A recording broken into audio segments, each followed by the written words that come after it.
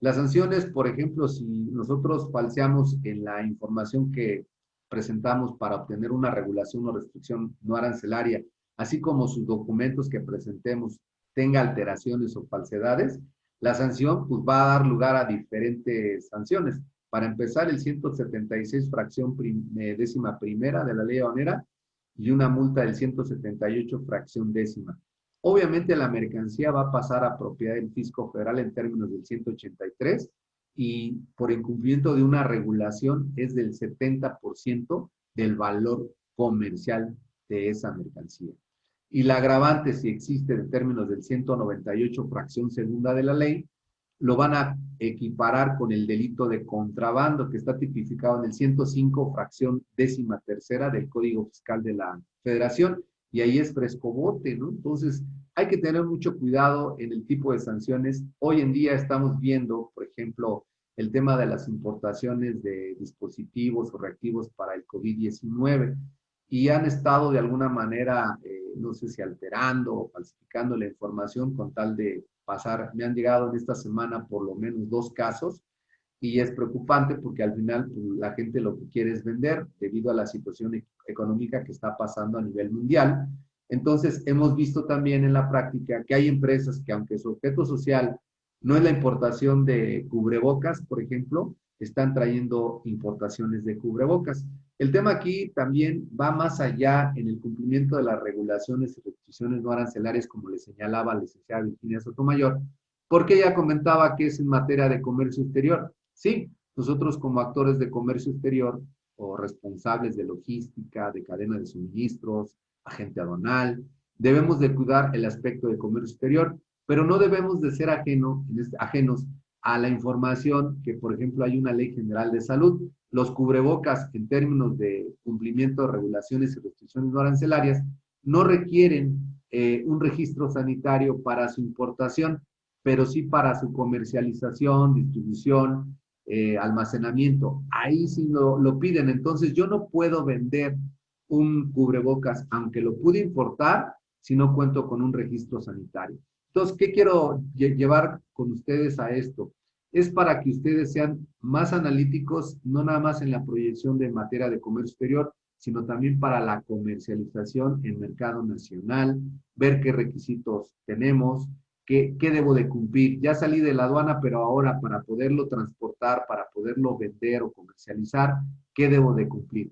Entonces, tenemos que ser, como yo les decía hace un momento, debemos ser todólogos para entender ese concepto general y poder no meternos en problemas, porque lo que más nos preocupa a veces son, pues prácticamente las sorpresas, ¿no? Dentro de todo, cuando dejamos cuando omitimos de transmitir una regulación o lo presentamos de forma extemporánea, bueno, la multa no es tan alta, son 2.750 a 4.600. No tengo tema en ese sentido porque la voy a presentar con posterioridad, pero lo importante es, lo señala aquí esta sanción en el 184, que haya obtenido yo esa regulación o restricción no arancelaria antes de la modulación del pedimento. De lo contrario, no me hacen válido esta sanción y se van a la sanción del 70%. ¿No? Bueno, en este sentido, sin el permiso de la autoridad competente, como les comentaba en la sanción, ahí viene tipificado las sanciones, que esta lámina es como repetitiva, y vamos a hablar de otras regulaciones. Hasta ahorita hablamos de unas regulaciones de forma general, pero para que conozcamos que no nada más son permisos o autorizaciones, hay reglas de origen también que debemos de conocerlas. Por ahí en el artículo 9 de la Ley de Comercio Exterior hablan del origen. Yo en esta charla les estaba platicando que para poder determinar la fracción también es necesario conocer el origen. ¿Por qué? Porque el origen da inicio a cumplir o no cumplir con una regulación o restricción no arancelaria. Es importante que conozcamos el origen, que conozcamos las características técnicas, que conozcamos su presentación, su uso, ¿no? Todo lo que se necesita para determinar, pero por supuesto el origen es importante. ¿Por qué? Porque en este sentido las importaciones de las mercancías también están sujetas al cumplimiento de reglas de origen en el sentido de que puede haber una cuota compensatoria por el país de origen, por citar un ejemplo en términos del 66 de la Ley de Comercio Exterior. Y este origen de las mercancías se tiene que determinar para efectos también puede ser de preferencias arancelarias. Nos ha pasado en la práctica que un importador trajo calcetines y los trajo justamente por la frontera norte. Entonces esa importación ya estaba en Estados Unidos y el origen era China. Pero nosotros al importar declaramos origen China. Sin embargo, venían marcados los calcetines en cajas o en la etiqueta que venía cosida con otro país de origen. Entonces eso causa un problema porque si ese país, si fuera a la inversa, que todos fueran de Estados Unidos y por algún error del almacenista dijo, bueno, yo ya no tengo de Estados Unidos la fabricación, pero me llegaron unos que son de China y es el mismo proveedor, todos los meto la caja.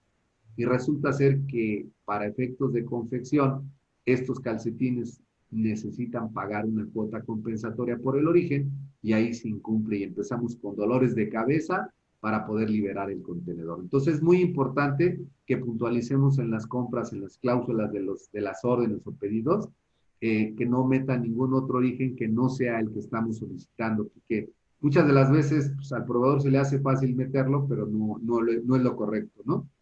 Entonces, en términos del artículo 10 de la Ley de Comercio Exterior, existen las reglas, que es básicamente entender cómo debo de cumplir con las reglas de marcado para evitar la cuota compensatoria que debo de hacer. Y bueno, las reglas de origen, como en el TEMEC o en el TELECAN anteriormente, pues hay el famoso salto arancelario, ¿no? Que se puede considerar cuando se produce un bien con una materia prima y cambia de fracción arancelaria. El contenido nacional o regional también, el de producción, fabricación o elaboración, también es una regla de origen que podemos conocer. O sea, si se dan cuenta, no solamente es, bueno, yo ya voy a cumplir con el permiso o con la autorización. Tenemos que ver toda esta situación que en este caso a la importación, ustedes como importadores, pues no lo conocen. Quien lo debe de conocer es el proveedor porque él se encarga de hacer la compra de las distintas materias primas que van a integrar su producto terminal, ¿no? Las mercancías sujetas, bueno, en la importación deberán comprobar el origen en tiempo y en forma establecidos en los ordenamientos aplicables.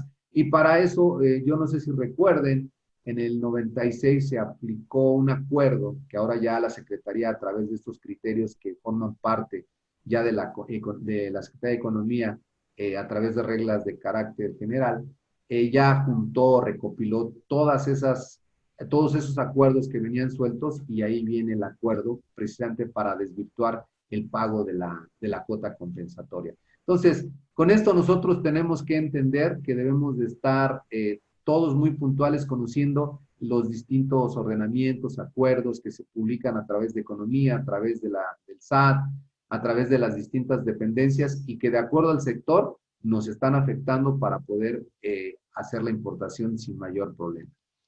Dicho acuerdo, como les decía, señala diferentes situaciones, como por ejemplo determina de conformidad con las reglas del país de origen y deberá declararse en el pedimento, porque nosotros al declarar en el pedimento es precisamente van a constatar que el origen sea el correcto. Si la mercancía, como les comentaba hace rato de un ejemplo, trae otra que es distinta a la que nosotros declaramos dentro del pedimento y ahora sí que está en condiciones de prácticas desleales de comercio internacional, pues vamos a meternos en un procedimiento ahí para pagar las sanciones y poder liberar la mercancía. Y la verdad no son cosas fáciles, ¿no? Entonces es importante. El marcado de país de origen, bueno, el marcado de país de origen son la vigencia de las resoluciones sobre algunos registros de productos elegibles y se identifica a través de la red 263 del acuerdo de la Secretaría de Economía. Como les comentaba, solamente los voy a puntualizar de manera general porque tienen ciertas vigencias estos registros de productos elegibles. Y el marcado de país de origen, también a través de previa consulta de la COSEC, podrá exigir que una mercancía que se importe tenga o ostente el marcado de país de origen de donde indique el nombre de dicho país. Eso es en términos del artículo 25 de la Ley de Comercio Exterior. Entonces estábamos hablando de marcado de país de origen, salvaguardas también es importante. ¿Qué es la salvaguarda? Pues es aquella que regula o restringe temporalmente las importaciones de mercancías idénticas o similares, ¿no? Prácticamente esta medida es para prevenir o remediar el daño grave a la rama de producción nacional. ¿De qué se trata? Son en mercancías idénticas o en mercancías similares. Los tipos de salvaguarda, ya hace un momento la licenciada Sotomayor les comentaba que puede ser específicos, mixtos o ad valorem. Es ahí donde los tipos de salvaguarda pueden ver, no sé si se han percatado de que hay fracciones que pagan muchísimo en ad valorem porque suben y entonces vienen los cupos, ¿no? Y aquí es donde tenemos que estar muy cuidadosos y atentos porque dependiendo de que va aumentando la cantidad de las importaciones y van dañando la fabricación nacional, es cuando se meten estas condiciones de salvaguarda para evitar o causar un grave daño a la nación en la planta productiva. Eso está en términos del artículo 42, segundo párrafo de la Ley de Comercio Exterior y de su reglamento, el artículo 71.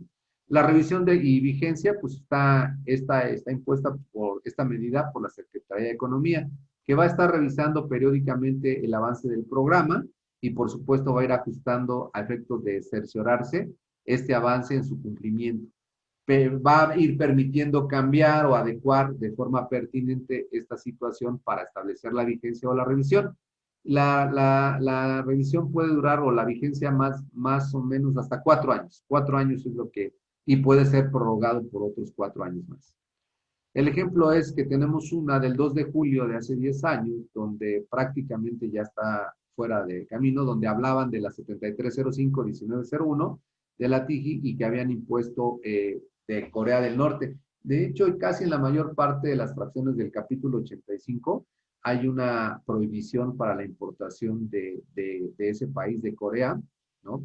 Pero porque son cuestiones ya políticas comerciales y esta entra como una salvaguarda y tiene que hacer el mismo procedimiento de que se someta a la COSEX, se identifica a nivel fracción arancelaria y se publique en el diario. Esto pasa igual. Y las cuotas compensatorias no es la excepción, las cuotas compensatorias también tienen que haber un inicio. El concepto de las cuotas compensatorias lo define el artículo 63 de la Ley de Comercio Exterior y lo habla como un aprovechamiento. Sin embargo, el Código Fiscal de la Federación lo establece como una contribución. Y ustedes se preguntarán, Carlos, ¿y para qué me preguntas eso? Bueno, es que en términos jurídicos, cuando hay un acta de por medio para esta situación, tenemos que identificarlo para poder llevar a cabo una defensa adecuada y evitar que nos cause un daño mayor. Entonces, algunas veces no ha habido un criterio jurídico para poderlo establecer, es una incongruencia de ambas, digamos, leyes, Código Fiscal y Ley de Comercio Exterior. ¿Y qué se considera como una cuota? Se considera en prácticas desleales de comercio internacional a la importación de mercancías en condiciones de discriminación de precios o de subvenciones en el país exportador, ya sea el de origen o el de procedencia. ¿Y qué va a pasar? Nos va a causar un daño a una rama de la producción nacional o a un sector nacional de ese tipo de mercancías idénticas o similares. Entonces, eso está basado en este artículo 39 de la Ley de Comercio Exterior y las personas físicas o morales que importen mercancías en estas condiciones deben de estar sujetos a la resolución, ya sea provisional o definitiva, sobre el pago de estas cuotas compensatorias. Bien, el concepto ya lo manejaba que el artículo 3 del Código Fiscal habla prácticamente de contribuciones y la Ley de Comercio Exterior habla de aprovechamientos. Sus generalidades son prácticamente para contrarrestar los efectos de una práctica desleal de comercio exterior, en comercio internacional. Serán equivalentes, sí, en discriminación de precios es entre la diferencia del valor normal y el precio del valor de exportación. En subvenciones es el monto del beneficio obtenido. ¿Y cómo se van a determinar? De acuerdo al 87, de forma específica, ya les había dicho, de forma ad valorem y, por supuesto, mixto, ¿no? Las generalidades se aplican a partir del día siguiente de su publicación y pueden ser provisionales, como les decía, o definitivas. Y prácticamente quién es, o más bien, quién es la autoridad que debe de ser responsable para el cobro de estas cuotas, pues la Secretaría de Hacienda a través de quién, de la propia aduana para el cobro de estas cuotas compensatorias. Normalmente las cuotas compensatorias tienen una vigencia de 5 años y se pueden prorrogar, pero hacen un estudio bastante largo y puede durar, depende del tiempo de todos los que levanten la mano para poder evitar que se siga haciendo este tema. La práctica desleal puede ser dumping o puede ser subvención. Tenemos casos como, por ejemplo, hubo un auge muy fuerte en el calzado, en juguetes, que esa situación lo que provocó fue que se cerraran muchas fábricas nacionales de fabricación de juguete, que era el tema interesante, ¿no? ¿Y qué se entiende por dumping? Pues es la introducción de mercancía a territorio mexicano con un precio inferior al precio que dicha mercancía se vende para el consumo interno en el país de exportador, ¿no? Entonces es importante. ¿Y la subvención qué es la subvención? Pues es la contribución que el gobierno extranjero otorga, ¿no? A través de organismos públicos o mixtos o entidades a cualquier organismo regional público mixto por varios países, de forma directa o indirecta, caso concreto China, porque luego vemos, están muy baratos los productos. Pues sí, porque el gobierno seguramente les inyecta una contribución financiera que hace que estén por abajo del precio. Pero lo interesante aquí es que sí les inyecta ese dinero y se vuelve una subvención. Los cupos, bueno, pues los cupos en realidad ahí tenemos, comentaba creo el licenciado Jorge Alfonso Fortier, que tenemos cupos por cuestiones de, no sé si recuerden, lo del huevo, que subió muchísimo el huevo en el mercado nacional porque los productores estaban de alguna manera inconformes y estuvieron obstaculizando la comercialización del huevo. ¿Qué hizo la Secretaría de Economía? Bueno, pues a través de cupos otorgaba el poder importar sin el arancel normal. Así como protege el mercado nacional, también en consecuencia es al revés. Si no tenemos abasto en la producción nacional, llámese huevo, como el ejemplo que estoy comentando, como cualquier otro, realmente lo que tiene que hacer economía es hacer ese estudio y libera de la frontera con un arancel exento incluso para poder ingresar esa mercancía y evite el desabasto en el país, ¿no? Entonces, a través de este arancel cupo, pues nada más es una tasa diferente a las exportaciones e importaciones de esas mercancías que excedan en dicho monto. Es decir, si ya se fue, si ya importamos demasiados, vuelve a poner el nivel del arancel. Si nos faltan, baja el cupo. Y todo es a través de un organismo de COSEX para poderlo publicar a nivel fracción arancelaria y durante un periodo. ¿Cuál es el arancel estacional? Es el que establece los aranceles distintos para diferentes periodos del año, que también lo hemos visto en el frijol, en el maíz, y las demás que señale el Ejecutivo cuando sea causa de fuerza mayor, como les decía el marco jurídico de la licenciada Sotomayor, tenemos esa facultad, el presidente del Ejecutivo Federal tiene esa facultad de poder establecer a través de tratados o convenios comerciales este tipo de situaciones. ¿Y qué debemos de hacer? Bueno, pues, tenemos que especificar o debe especificar la autoridad la cantidad, el volumen o valor total del cupo, los requisitos para la presentación de las solicitudes, la vigencia del cupo y, por supuesto, el procedimiento para su asignación entre los exportadores o importadores interesados.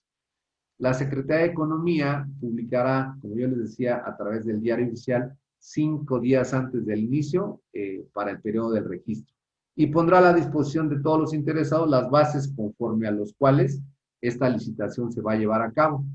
Los aranceles podrán adoptar la siguiente modalidad, ¿no? Descripción de cupo, lugar y fecha y horario, lugar, fecha y hora para la celebración del acto. Este es el procedimiento en realidad de cómo se asigna un cupo. La base de la licitación pública va a especificar la información referente al cupo, objeto de esta licitación, el monto a licitar, los requisitos a participar. Entonces estamos hablando de cupos. Ahora seguimos en las regulaciones o restricciones no arancelarias.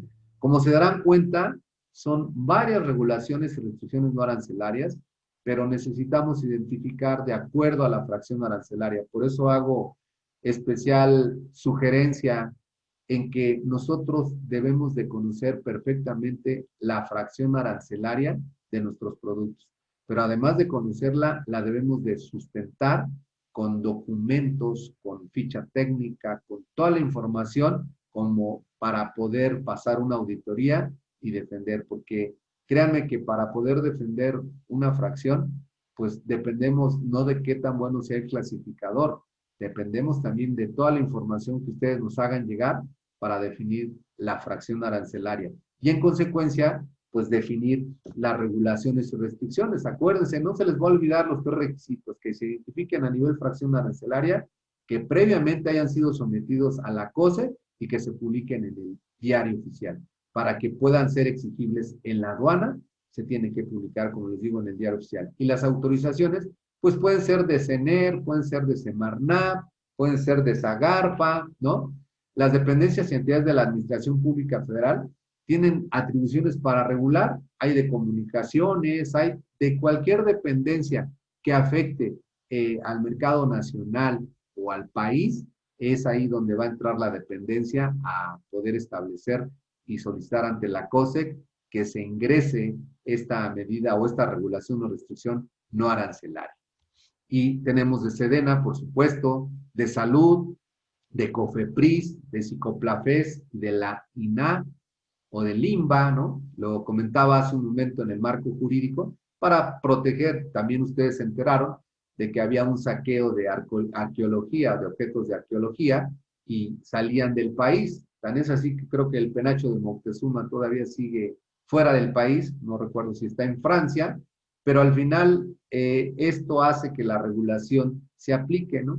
A veces con medida extrema, a veces con medidas necesarias, pero al final, pues, ese es el mecanismo que se debe de llevar. Y como yo les decía, en términos del 227 del reglamento, ya no solamente se considera como una causal de cancelación a la patente el permiso previo, sino dejar de contar con dejar de cumplir con alguna de las regulaciones como Sedena, Salud, COFEPRIS, Psicoplafes, cualquiera, ya está considerada y es algo muy delicado que en realidad en términos monetarios, como les decía en el marco, en las sanciones, pierden la mercancía, nos hacen pagar el 70 al 100% del valor y dependiendo de la gravedad o la alteración, puede ser hasta pena de prisión. Entonces, hay que tener mucho cuidado. Nosotros no lo creemos, es como lo del COVID. Hay mucha gente que todavía no cree y cuando le pasa o se enferma, dice, híjole, qué razón tenían. Hemos visto casos de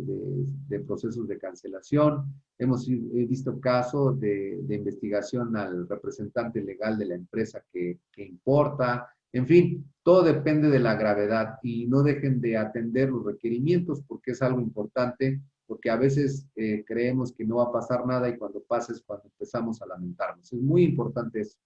Y el permiso previo que les decía, ¿no? Permiso previo emitido antes, identificábamos todos los del sector aduanero, en el argot aduanero, lo que decíamos permiso previo, lo identificábamos. ¿Saben qué? Es de Secretaría de Economía. No, pues ya sabemos que en términos del reglamento ya no es así y lo tenemos que entender.